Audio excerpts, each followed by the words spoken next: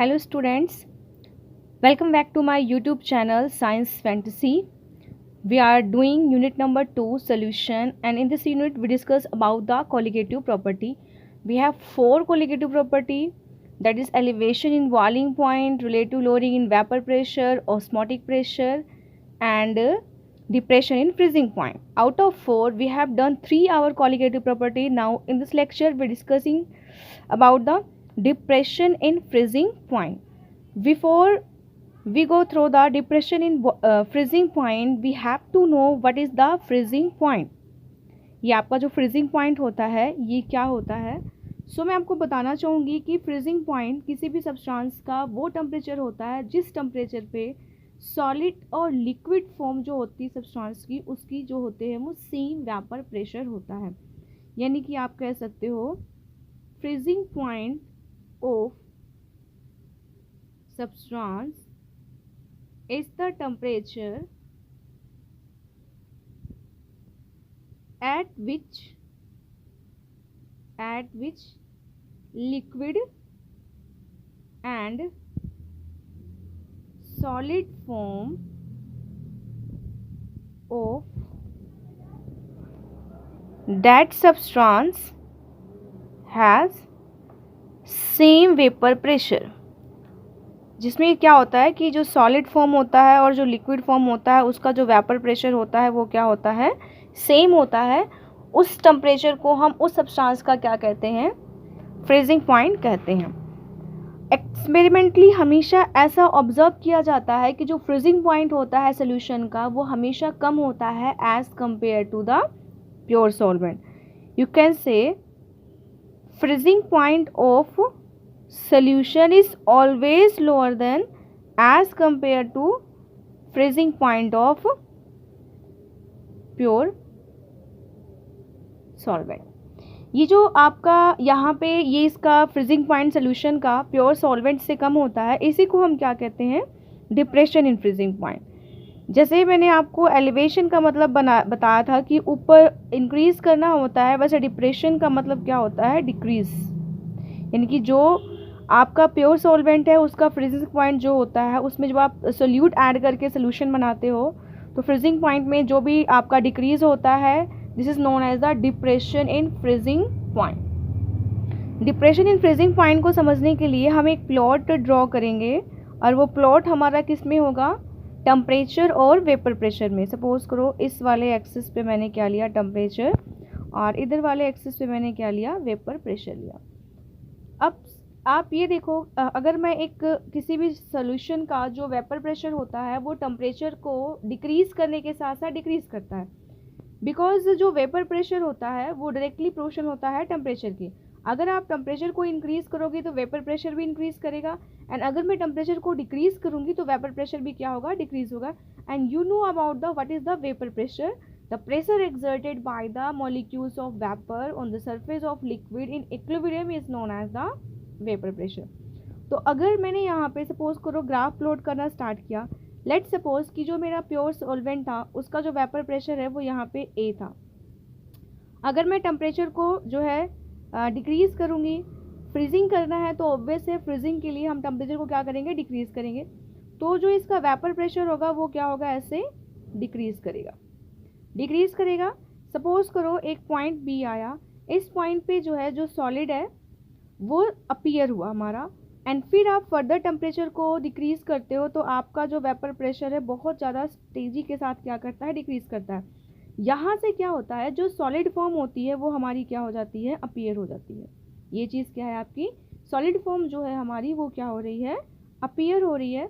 तो यहाँ से ये आपका सॉलिड लिक्विड जब इक्विलिब्रियम में आ गया तो ये आपका क्या हुआ, फ्रीजिंग टेम्परेचर हुआ किसका, प्योर सॉल्वेंट का. और यहाँ पे जो ग्राफ है एकदम तेज़ी के साथ स्टीपली डिक्रीज इसलिए कर गया क्योंकि जो सॉलिड्स होते हैं यहाँ पे, मतलब जो आपका सॉल्वेंट है वो यहाँ पे कैसा आएगा, लिक्विड स्टेट में आएगा. वैसे तो ये वाला कर्व किसके लिए है, सॉल्वेंट के लिए, और वहाँ पे ये किस में आ गया, सॉलिड्स फॉर्म में आ गया. तो जो सॉलिड होता है, फ्रोजन वाला सॉल्वेंट होता है, उसका वेपर प्रेशर वैसे भी बहुत कम होता है. दैट्स वाई यहाँ पे ग्राफ बहुत तेज़ी के साथ जो है डिक्रीज कर गया. अब हम इसके साथ सेकेंडली ग्राफ प्लॉट करेंगे सोल्यूशन का. As we know, vapor pressure of solution is always lower than the pure solvent. तो इसका जो वेपर प्रेशर होगा वो इससे डाउन होगा। सपोज करो ये डी है, हम टेम्परेचर को क्या करते हैं, डिक्रीज करते हैं, ग्राफ प्लॉट करना स्टार्ट करते हैं, तो इसका जो वेपर प्रेशर है वो क्या करता है, ऐसे डिक्रीज करता है, डिक्रीज कर गया। अब ये पॉइंट ऐसा आ गया, ये पॉइंट जहाँ पे वो सॉलिड में अपीयर होना स्टार्ट हो गया आपका सोल्यूशन, ये आपका क्या था, सोल्यूशन। तो ये आपका क्या हुआ, सोल्यूशन का हमने क्या लिया, टी एफ, और इनके बीच में कितना डिक्रीज हुआ उसको हम क्या कहेंगे, डेल्टा टी एफ। तो यहाँ पे आपका जो टी एफ नॉट है वो क्या है, freezing point of pure solvent, and जो टी एफ है वो क्या है, फ्रीजिंग पॉइंट ऑफ सोल्यूशन, जिसमें आपने सोल्यूट क्या कर दिया, ऐड कर दिया। अगर आप यहाँ पे डेल्टा टी एफ की बात करते हो तो डेल्टा टी एफ क्या है, जो आपका हायर होगा उसमें से लोअर वाला आप क्या करोगे, माइनस करोगे, तो delta T F not minus T F. तो ये जो डेल्टा टी एफ है इसको हम क्या कहते हैं, डिप्रेशन इन फ्रीजिंग पॉइंट। और ये क्यों हुआ, क्योंकि ये जब आपने क्या किया, इसमें प्योर सॉल्वेंट के अंदर सोल्यूशन ऐड किया, नॉन वोलेटाइल वाला सोल्यूट ऐड किया, उसकी वजह से यहाँ पे डिप्रेशन हुआ। एक्सपेरिमेंटली ऐसा फाउंड किया जाता है कि जो depression in the freezing point होता है वो डायरेक्टली प्रोपोर्शन होता है मोलैलिटी के। अगर यहाँ से आप प्रोपोर्शनैलिटी का सिंबल हटाते हो तो यहाँ पे एक कांस्टेंट आता है के एफ, और ये आपकी मोलैलिटी। तो ये एक्सप्रेशन हो गया आपका डिप्रेशन इन फ्रीजिंग पॉइंट का। इसकी डेरिवेशन सेम आप वैसे ही करोगे जैसे आपने एलिवेशन इन बॉइलिंग पॉइंट की हुई है, मैंने आपको लास्ट लेक्चर में डिटेल में बता रखा है। तो delta T F depression in the freezing point, यहाँ पे जो एम है वो मोलैलिटी है और के एफ क्या है, कांस्टेंट है। के एफ को हम क्या बोल सकते हैं, के एफ को आप बोल सकते हो depression in freezing point constant,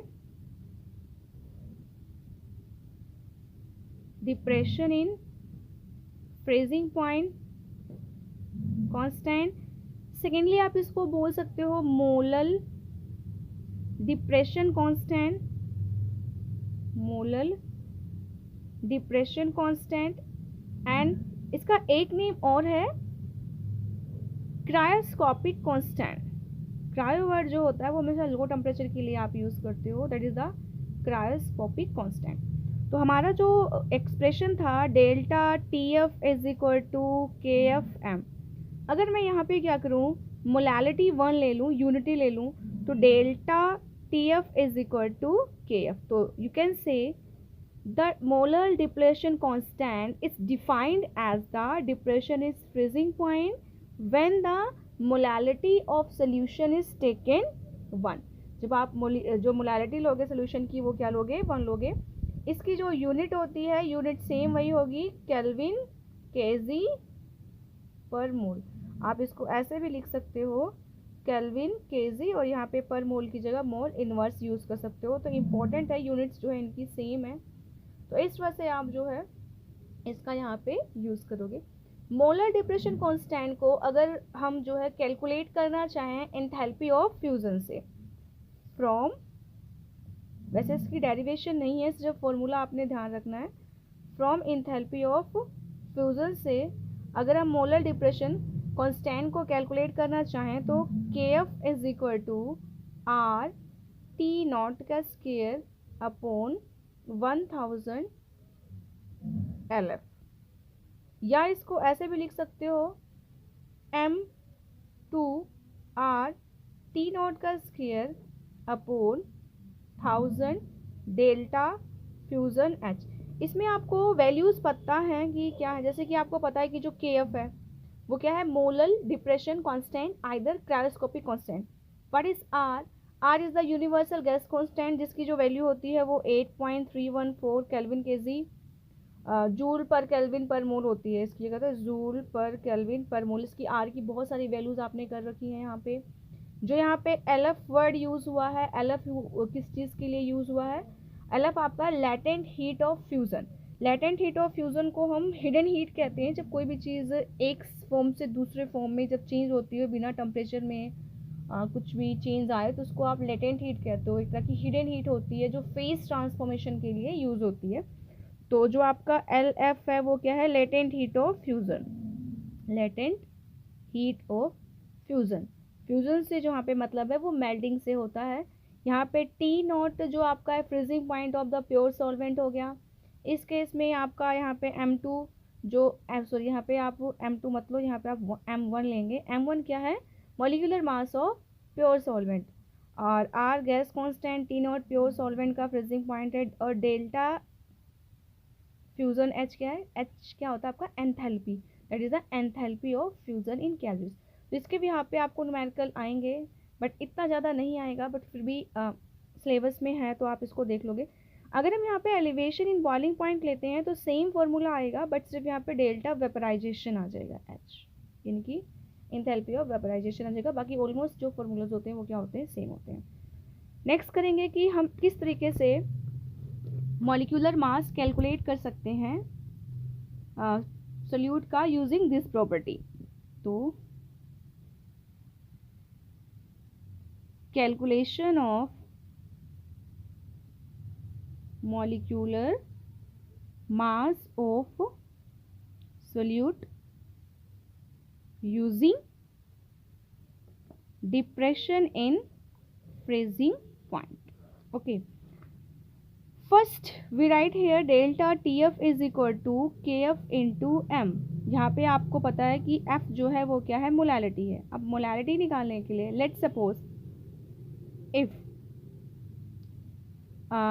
W2 gram of solute dissolve in W1 gram of solvent having molecular mass M2 and M1 respectively. Okay, कि सपोज हमने W2 ग्राम सोल्यूट लिया, उसको W1 ग्राम सॉल्वेंट के अंदर डिसॉल्व कर दिया। जो आपका सोल्यूट है उसका मॉलिक्यूलर मास M2 है और जो आपका सॉल्वेंट है उसका मॉलिक्यूलर मास क्या है? M1 है। सो आपका जो मोलैरिटी का फॉर्मूला होता है वो क्या होता है? यहाँ पे आपका given mass of solute upon molecular mass of solute multiplied by the 1000 and यहाँ पे mass of solvent। ओके, तो आपका जो गिवन मास है सोल्यूट का that is the W2 gram. Molecular mass कितना हो गया? M2 into 1000 and mass of solvent is weight या मास W1। इस जो आपका मोलैरिटी का जो सिंबल है, फॉर्मूला है, उसको हम यहाँ पे क्या करेंगे? पुट करेंगे। जब यहाँ पे आप पुट करोगे डेल्टा TF is equal to KF W2 into 1000 upon M2 into W1। बेटा मोलैरिटी क्या होती है? Number of moles of solute present पर केजी ऑफ सॉल्वेंट। तो नंबर ऑफ मोल सोल्यूट निकालने के लिए क्या करते हो? गिवन मास को मॉलिक्यूलर मास से डिवाइड कर देते हो, और वो केजी में होता है, बट उसको मैंने ग्राम में कन्वर्ट करने के लिए 1000 से यहाँ पे मल्टीप्लाई किया हुआ है। तो उसमें ऐसा कंफ्यूज होने वाला कुछ नहीं है। हमें क्या निकालना है? सोल्यूट का मॉलिक्यूलर मास निकालना है। तो हम यहाँ पे M2 is equal to KF into W2 into 1000 and upon में क्या लिखेंगे? डेल्टा TF इसके प्लेस पे आ जाएगा इंटू W1। तो अगर हमने मॉलिक्यूलर मास सोल्यूट का यूज़ करना है तो हमें KF की, W2 और डेल्टा TF और W1 की वैल्यू पता होगी, तो आप यहाँ से मॉलिक्यूलर मास जो है वो सोल्यूट का यूज़ कर सकते हो। नाउ लास्टली कि क्या जो आपका डिप्रेशन एंड फ्रीजिंग पॉइंट है वो एक कोलिगेटिव प्रॉपर्टी है। तो कोलिगेटिव प्रॉपर्टीज़ के लिए मैंने आपको बताया था कि ऐसी प्रॉपर्टीज़ जो number of moles of solute पे डिपेंड करती हैं, उसके नेचर पे डिपेंड नहीं करती हैं, that particular type of property is known as the colligative property. So from expression of depression in freezing point, it is clear that it is a colligative property because it depends upon the molality. And what is the molality? Molality is the number of moles of solute present per kg of the solvent. So depression in freezing point depends on the number of moles of solute. So it is a colligative property. Okay. अब हम यहाँ पे क्या करेंगे? थोड़े से applications करेंगे depression in freezing point के। एप्लीकेशंस जो है वो बहुत ज़्यादा इम्पोर्टेंट है डिप्रेशन इन फ्रीजिंग पॉइंट का। एप्लीकेशंस का मतलब क्या होता है कि how to use this concept in day to day our life, कि अगर हम कोई चीज़ स्टडी कर रहे हैं तो उसका हमारी लाइफ में क्या रोल है, हम क्यों पढ़ रहे हैं वो चीज़, तो that is the application. And हर एक टॉपिक का कुछ ना कुछ एप्लीकेशन होता है। तो यहाँ पे डिप्रेशन इन फ्रीजिंग पॉइंट का एप्लीकेशन सबसे one, in making anti freeze, in making anti freeze solution. What is anti freeze? Anti का मतलब क्या होता है? अगेंस्ट। एंड फ्रीज का मतलब क्या होता है? फ्रीज, जमना। तो जो फ्रीज ना होने दे, तो कई बार आप देखते हो कि जो आपकी कार बॉडीज होती हैं उनके पास क्या होता है? रेडिएटर होता है, और उस रेडिएटर में हम क्या डालते हैं? वाटर डालते हैं। जब ये आपकी जो कार है वो रन करती है हिली एरियाज़ पे, हिली एरियाज़ कह लो, या यहाँ पे जहाँ पे आपका जो सब ज़ीरो मतलब वेदर होता है, बहुत ज़्यादा टेम्परेचर लो होता है, तो जो कार के रेडिएटर होता है वो वाटर से फुल होता है, तो वो जो है वहाँ पे फ्रीज़ कर जाना चाहिए, क्योंकि 0 डिग्री से नीचे जाते ही वहाँ पे क्या होना चाहिए? फ्रीजिंग स्टार्ट हो जानी चाहिए। तो आपकी जो गाड़ी है वो बंद होनी चाहिए, बट ऐसा नहीं होता है। इसलिए नहीं होता है कि हम क्या करते हैं, कार के रेडिएटर में एक सोल्यूशन डालते हैं। यूजुअली हम वो जो सोल्यूशन डालते हैं that is the ethylene glycol. What is this? Ethylene glycol. And ethylene glycol is a anti freeze solution. Anti freeze solution जब आप वाटर में डालते हो तो जो वाटर 0 डिग्री सेल्सियस पे के बाद जो है वो फ्रीज होना स्टार्ट हो जाएगा। अभी इसको फ्रीज होने के लिए जो टेम्परेचर है वो बहुत ज़्यादा लो चाहिए, यानी कि माइनस में काफ़ी डाउन चाहिए। तो उस हिली एरिया का इतना लो टेम्परेचर तो जाएगा नहीं, दैट्स वाई जो रेडिएटर का वाटर है वो फ्रीज नहीं करेगा, और आपकी जो कार होगी वो स्मूथली क्या करेगी? वहाँ पे रन करेगी। ठीक है। कई बार क्या होता है कि आप इथाइलिन ग्लाइकोल जो है ऐड करते हो वाटर में समर में, क्योंकि ये कई बार क्या करता है? बॉइलिंग पॉइंट भी वाटर का प्रिवेंट करता है, तो इसको हम बॉयल ओवर भी बोलते हो। यहाँ पे एक हम जो करते हैं कि बॉयल ओवर, एलिवेशन भी कर देता है इसको कई बार। ठीक है, समर के केसेस में। ये तो फर्स्ट एप्लीकेशन हो गया एंटी फ्रीज बनाने में। तो ये आपका क्वेश्चन यहाँ से बनेगा, भी मैं इसके क्वेश्चंस भी आपको बताऊंगी कि वाई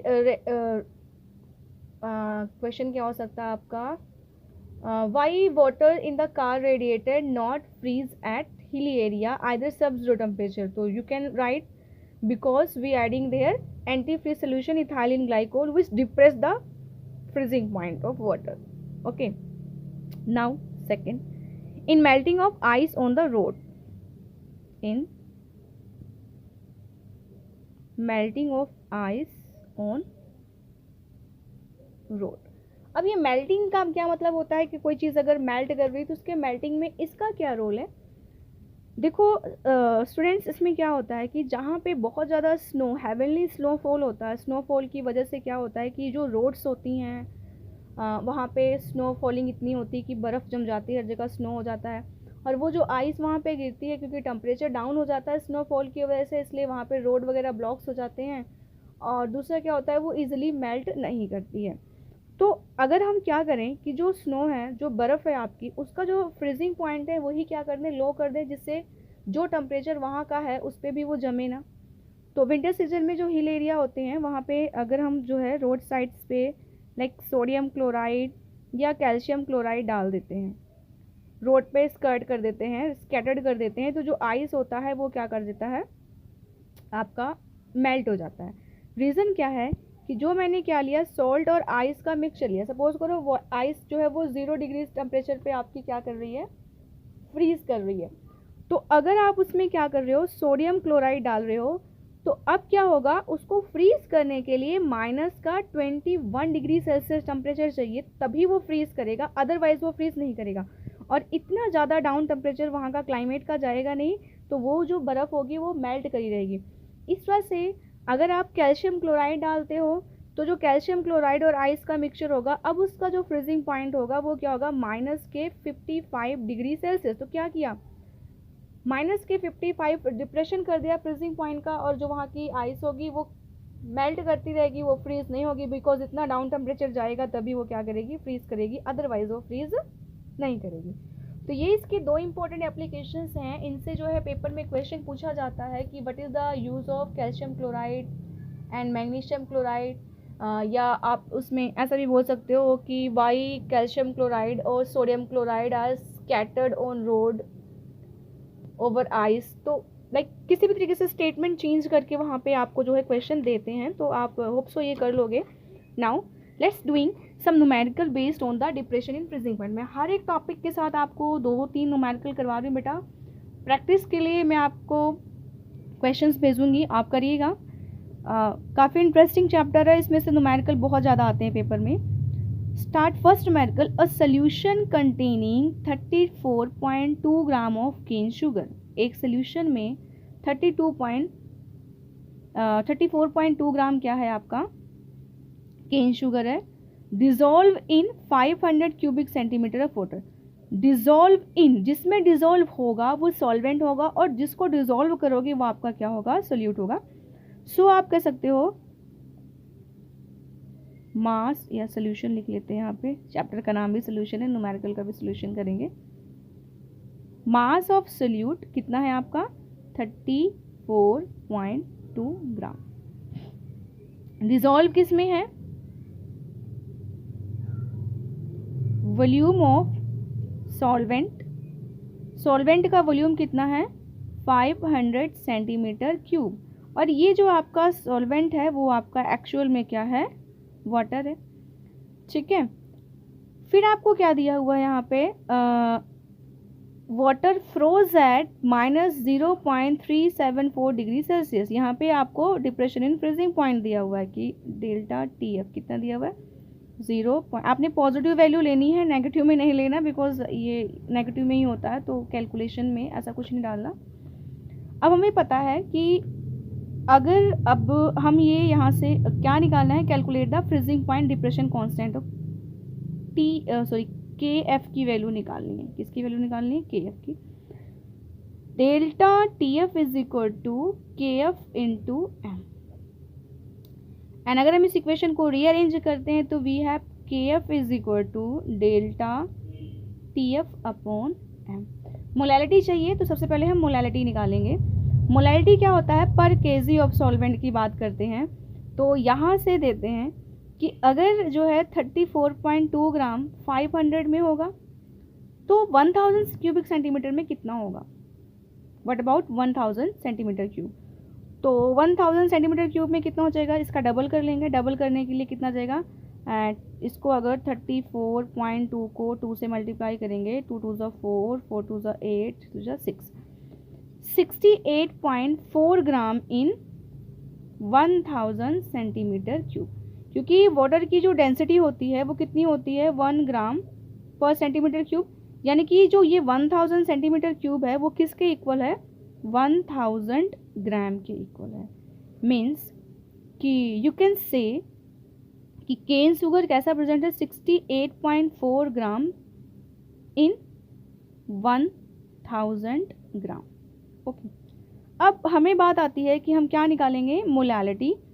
तो मोलैलिटी क्या होता है, given mass divide by the molecular mass of solute multiplied by the 1000 and upon volume, जो भी मास होगा सॉल्वेंट का। अभी हमें गिवन मास पता है 68.4 आ गया, मॉलिक्यूलर मास हमें नहीं पता है, तो हम इस चीज़ का यूज़ करेंगे। यहाँ पे हमें केन शुगर का फॉर्मूला दिया हुआ है। केन शुगर का फॉर्मूला कितना दिया हुआ है, C12H22O11। तो अगर हम इसको यहाँ पे कैलकुलेट करने की कोशिश करेंगे तो 12 × 12 है ना, क्योंकि कार्बन का मॉलिक्यूलर मास और हाइड्रोजन 22, ऑक्सीजन का 11 × 16। जब इसको आप करोगे तो इसका आ जाएगा 342 ग्राम आ जाएगा। यहाँ पे पुट करोगे, यहाँ पे गिवन मास कितना है 68.4, मॉलिक्यूलर मास आपका आ गया 342 multiplied by the 1000 and mass of solvent also in the 1000।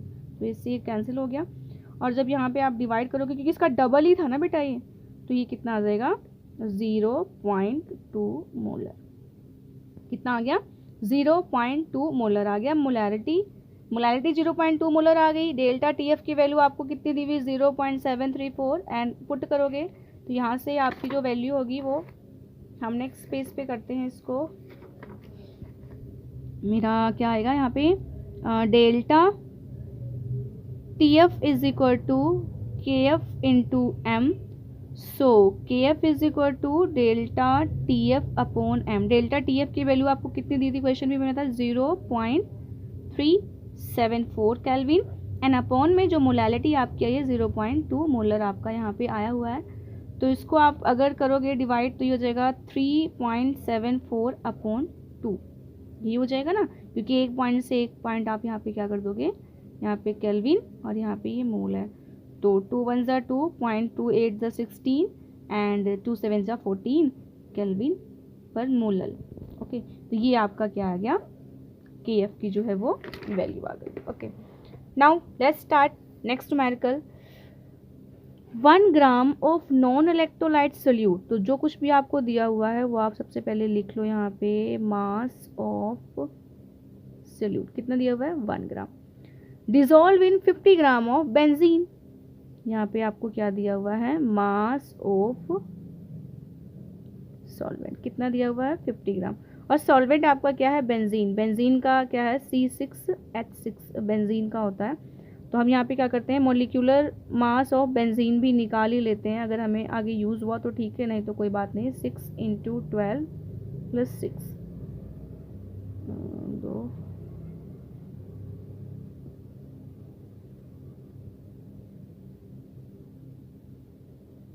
78 ग्राम यहाँ पे ही आ गया।